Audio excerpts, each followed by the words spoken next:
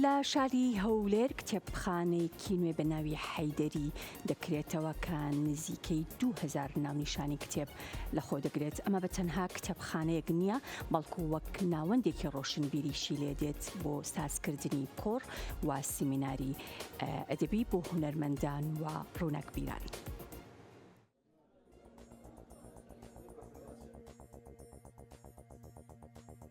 لە هەولێر بنەماڵی حەیدەری کتێبخانەیەکی تریان کردەوە کە زیاتر لە 2000 ناونیشان لەخۆ دەگرێت. ئاسۆ حەیدەری خاوەنی کتێبخانەکە ڕایگەیاند ئامانجمان لەکردنەوەی کتێبخانەکە بۆ زیاتر زیند و هێشتنەوەی بواری ئەدەبی و ڕووناکبیریە لە پاڵکردنەوەی کتێبخانە وەکو ناوەندێکی ڕۆشنبیری و هونەریش دەبێت بۆ ئەوانەی ئارەزووی سەردانی کردنی کتێبخانەکەیان هەیە.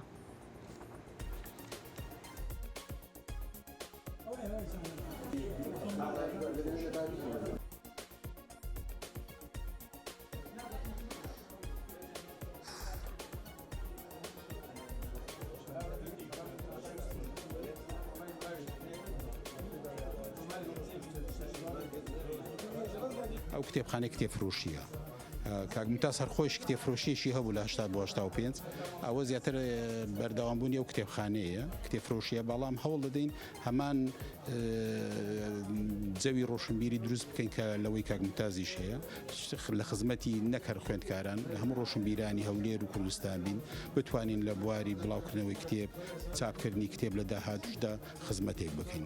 لێرە کتێبفرۆشیە و هەوڵ دەدەین لە داهاتوشدا کتێب چاپ بکەین. ئێستا وەکو سەرەتا تقریبا 2500 عنوانمان لە هەیە، بەڵامەکەیت هەوڵ بدەین لە چەند مانگی داهاتوو فراوانتری بکەین و کتێبی زیاتر بێنین ئێرە.